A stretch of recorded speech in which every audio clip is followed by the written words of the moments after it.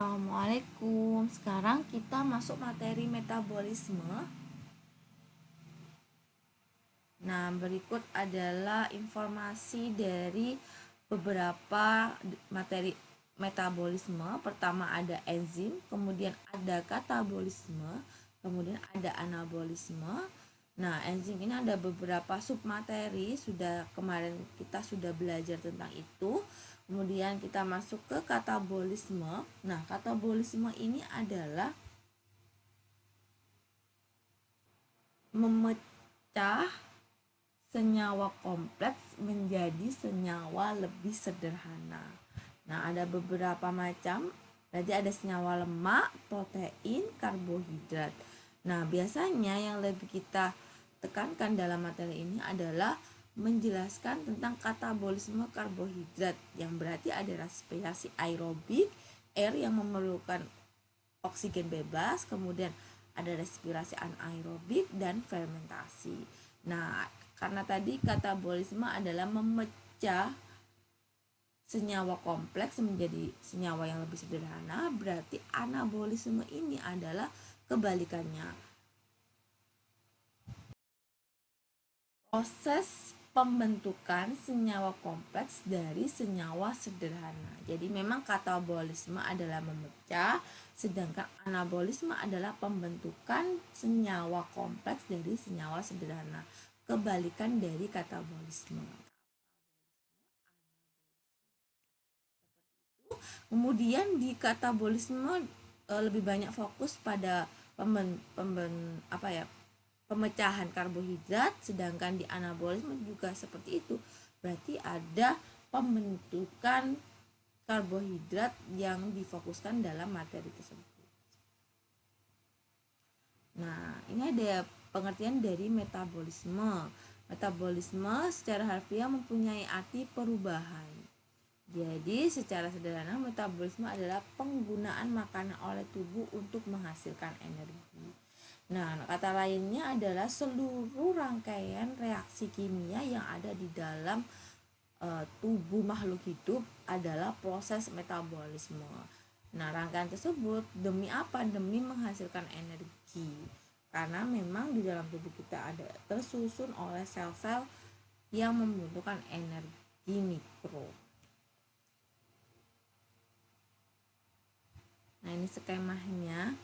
Kemudian ini adalah enzim. Contoh paling sederhana, saya akan mengevaluasi materi kemarin. Saya informasikan sedikit saja dalam materi ini, katabolisme. Nah, ini ada contohnya, contoh sederhananya. Ada maltosa yang berarti substrat, kemudian maltase yang berarti enzim menghasilkan glukosa yang berarti produk.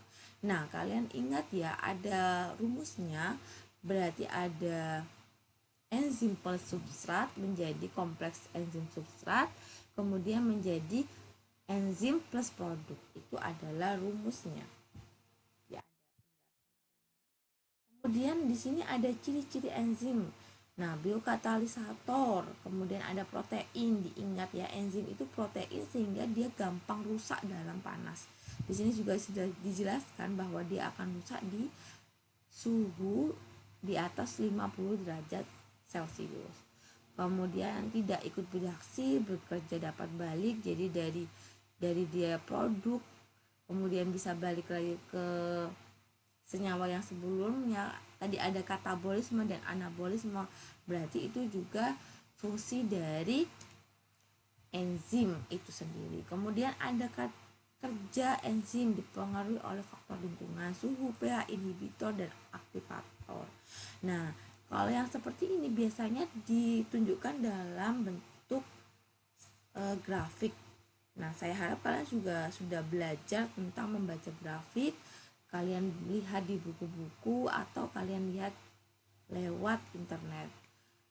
Nah, ini sudah dijelaskan secara khusus inhibitor atau zat penghambat dari video yang sudah saya share sebelumnya.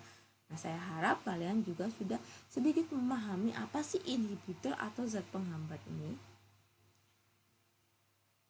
Nah, ini contohnya, ini yang berarti dia itu dapat bekerja, enzim itu dapat bekerja balik. dari yang tadinya substrat menjadi produk. Seperti itu. Sama ya, rumusnya adalah enzim plus substrat, kemudian menjadi kompleks enzim substrat, dan akhirnya menjadi enzim dan produk. Nah, kemudian kita untuk penamaan enzim, apa sih, gimana sih cara mengetahui dia itu termasuk enzim atau tidak? Biasanya diakhiri dengan ase, amilase, protease, berarti dia adalah enzim. Nah, contohnya seperti ini, ada sudah dijelaskan. Enzim selulase adalah enzim yang dapat menguraikan selulosa. Enzim lipase adalah enzim yang dapat menguraikan lipid, berarti enzim lipase dapat menguraikan lipid, yang berarti dia itu dapat menguraikan lemak. Nah, ada cara kerja enzim ini paling terkenal adalah teori gembok anak kunci lock and key. Kemudian ada teori induced fit yang berarti dia itu fleksibel sekali, dapat menyesuaikan dengan substrat yang datang.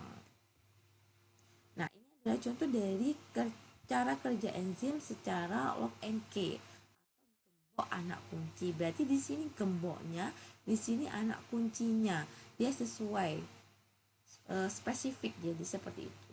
Nah, di sini juga terlihat ya, ada rumusnya substrat plus enzim menjadi kompleks enzim substrat, kemudian enzim dan berakhir menjadi produk. Enzimnya kembali ke tubuh, kemudian produknya dapat didistribusikan ke seluruh tubuh, sehingga sel-selnya dapat mendapatkan energi yang dibutuhkan.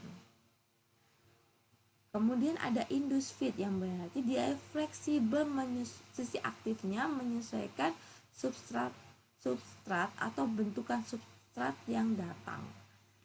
Nah, pada akhirnya dia memiliki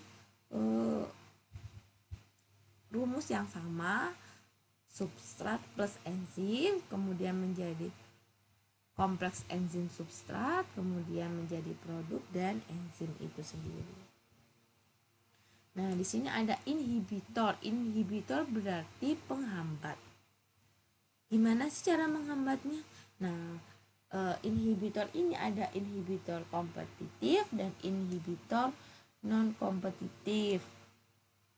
Kalau inhibitor kompetitif berarti dia inhibitor ini bereaksi dengan sisi aktif enzim.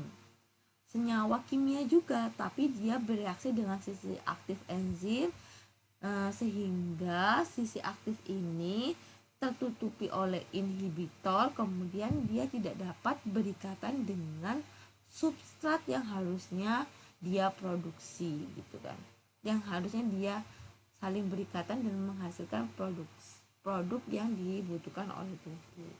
Nah, kalau inhibitor non kompetitif, dia ini senyawa serupa senyawa kimia yang menghambat kerja enzim dengan cara melekat di luar sisi aktif dari enzim tersebut. Nah, sehingga sama sisi aktif ini kesulitan berikatan dengan substrat, dan akhirnya enzim tidak dapat mengubah substrat menjadi produk. Jadi seperti ini penghambat non kompetitifnya, dia masuk berikatan dengan enzim sehingga sisi aktif berubah, dan akhirnya enzim tersebut tidak dapat membuat produk. Ini adalah materi utama kita. Katabolisme adalah reaksi pemecahan senyawa kompleks menjadi senyawa lebih sederhana. Katabolisme ini memecah atau mengurai senyawa kompleks menjadi senyawa lebih sederhana dengan pastinya bantuan enzim. Ada macam-macam dari katabolisme ini, ada katabolisme lipid. Kemudian yang paling banyak dibahas adalah katabolisme karbohidrat. Nah, katabolisme karbohidrat ini ada dua, ada tiga ya, aerobik, anaerobik, dan fermentasi. Aerobik karena ada airnya berarti dia menggunakan oksigen. Nah, ini adalah reaksi proses pembentukan karbohidrat dan membutuhkan oksigen. C6H12O6 ditambah oksigen, kemudian ada bantuan sinar matahari menghasilkan 6H2O yang berarti oksigen, kemudian yang berarti air, dan 6CO2. Kemudian plus energi yang dibutuhkan oleh tumbuhan tersebut.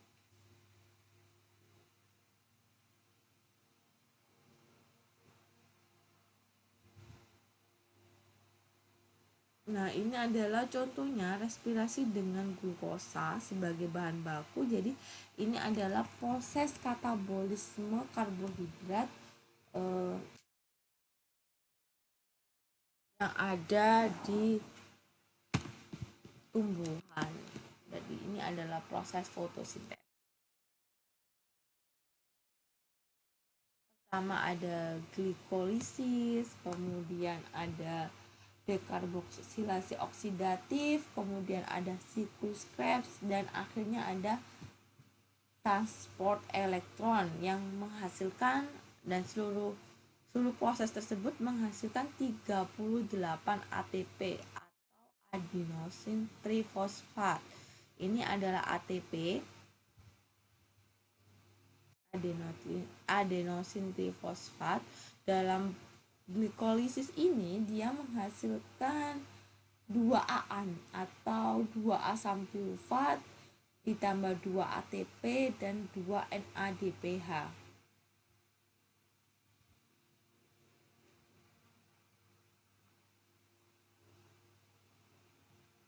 Ini adalah reaksi glukolisis, energi yang dibutuhkan 2 ATP, energi yang dihasilkan 4 ATP plus 2 NADH.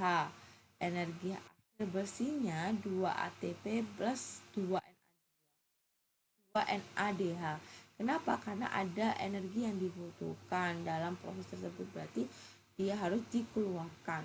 Namun energi yang didapatkan adalah 2 ATP plus 2 NADH. Karena sudah selesai dari proses reaksi glukolisis, dia masuk ke proses dekarboksilasi oksidatif.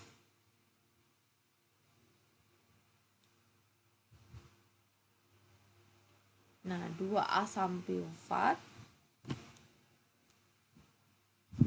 kemudian ada bantuan 2 NADH, kemudian ada karbon dioksida dan koenzim A. Asetil koenzim A adalah bahan dalam proses siklus Krebs.